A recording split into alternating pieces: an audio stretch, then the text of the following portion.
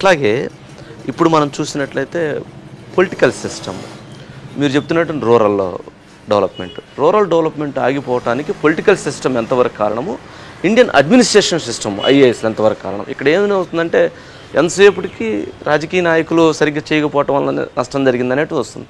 కానీ మరి administration system ఉంది కదా, ఇది ఎక్కడ వస్తుందంటారా? మనకి ఏంటంటే అండి, పాలసీలు బాగున్నాయి. ప్రతి ఒక్క విషయంలో మనం పాలసీస్ తయారు చేసుకుంటాం. ఇంప్లిమెంటేషన్ దగ్గర వచ్చేసరికి ఎక్కడో ఇది అవుతుంది. ఇంప్లిమెంటేషన్ మొన్న ఎవరో ఒక విఆర్ఓను ఒక 100 కోట్లతో పట్టుకున్నారని ఎక్కడో పేపర్లో ఎవరిని పట్టుకుని 100 కోట్లు దొరుకుతాయి. అంటే ఆ విధంగా అది ఎప్పుడు వస్తుందంటే ఇంప్లిమెంటేషన్లో మనం సరిగా చేయకపోయినప్పుడు ఈ విధమైన ఇది వస్తుంది. ఇప్పుడు రైతులకు మొన్న వెళితే వాళ్ళ పట్టాదారు పాస్బుక్లో ఉన్న విషయాలు ఆన్లైన్లో ఎక్కించడం లేదట. ఆన్లైన్లో ఎక్కించకపోవడం వల్ల వీళ్ళు ఏ పనులు చేయలేకపోతున్నారు. రేపు లోన్ కావాలన్నా, రేపు ఎక్కడైనా భూమి అమ్ముకోవాలన్నా, కొనాలన్నా కూడా ఈ అడ్డుపడుతున్నాయి. చెప్పలేదా సార్ ఆన్లైన్లో ఎక్కించడానికి డబ్బులు అడుగుతున్నారు అంటే ఈ సిస్టమ్ అదే చెప్తున్నా, వాళ్ళు చెప్తున్నది అదే. అందువల్ల ఇంప్లిమెంటేషన్లో ఈ కరప్షన్ ఈ రెండు జోడవడం వల్ల మనకు ఆ అభివృద్ధి జరగడం లేదన్నమాట. దాన్ని మనం మళ్ళా తీసుకురాగలిగితే మంచి ఇంప్లిమెంటేషన్, ఈ కరప్షన్ అన్నదాన్ని కనుక మనం తొలగించగలిగితే ఈ రెండు విధానాల్లో మళ్ళా గ్రామాల్లో గ్రామ స్వరాజ్యం ఏదైతే అంటామో, నేను తీసుకున్న ఈ సహలాల పుట్టుక గ్రామంలో మేము ఒక గ్రామీణ క్యాబినెట్ ఏర్పాటు చేసాం. గ్రామీణ క్యాబినెట్ అదేంటి? సర్పంచ్ను అక్కడ చీఫ్ మినిస్టర్ అన్నాం. ఒక గ్రామంలో మా హెల్త్ మినిస్టర్ ఉంటాడు. ఎట్లా గ్రామంలో ఉన్న వాళ్ళని ఎన్నుకోమన్నాం. మీ గ్రామంలో ఆరోగ్యం గురించి మీకు ఎవరు కావాలంటే వాళ్ళు ఫలానా ఆయన అని చెప్పారు. అతన్ని ఒక సహాయ మంత్రి వీళ్ళిద్దరిని నియమించాం.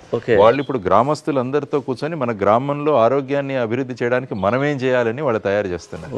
ఒక ఎడ్యుకేషన్ మినిస్టర్ పెట్టాం, విద్యామంత్రి కూడా అక్కడ ఉన్న స్కూల్స్ వీటిలో ఏ విధంగా మనం తీసుకురావాలి, అదేవిధంగా గ్రామీణాభివృద్ధి మంత్రి, ఇవన్నీ ఒక కేబినెట్ ఏర్పాటు చేశాం అక్కడ. అదే గ్రామ స్వరాజ్యం అంటే. అంటే గ్రామాలను పాలించుకోగలగాలి, ఆ స్థాయికి మనం తీసుకురాగలం. ఇది చాలా ప్రమాదకరమైన అంశం కదా సార్. అంటే ఇదేంటంటే మీ రాజకీయ నాయకులు మేము ముఖ్యమంత్రి మంత్రులు మేము అనుకుంటారు, కానీ మీరు ఒక గ్రామ స్థాయిలో పోయి ఒక ముఖ్యమంత్రిని మంత్రులను తయారు చేసి గ్రామ స్వరాజ్యాన్ని సృష్టిస్తే ఇంకెక్కడి నేతలతో పనేముంది?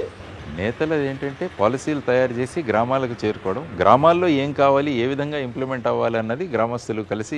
అక్కడి నుంచి డిమాండ్స్ వస్తాయి, ఖచ్చితంగా అక్కడి నుంచి డిమాండ్స్ వస్తాయి, మాకు అది కావాలి, చేయాలి, ఎందుకు చేయరని ఆ డిమాండ్ ప్రశ్నిస్తారు. ఆ డిమాండ్లు పూర్తి చేయడానికి గవర్నమెంట్లు ఉన్నాయి కదండి. గ్రామీణంలో వాళ్ళకి ఏం కావాలన్నది వాళ్ళకి ఇవ్వగలిగితే మనం మరి బ్రహ్మాండంగా హ్యాపీనెస్ ఇండెక్స్ ఏదైతే మాట్లాడుకున్నామో బ్రహ్మాండంగా హ్యాపీగా ఉంటారు. సొసైటీ మంచి బెస్ట్ సొసైటీగా మారుతుంది. అంటే గ్రామ స్వరాజ్యాలను తయారు చేసి ఇక్కడి నుంచి వీళ్ళ బాధ్యత పెంచి ఇక్కడి నుంచి కావాల్సిన సమస్యలు పరిష్కరించే లక్ష్యం దిశగా ఆలోచనలు జరుగుతాయి. ఖచ్చితంగా వెళ్ళాలి, ఆ దిశగా వెళ్ళాలి మనం. అంటే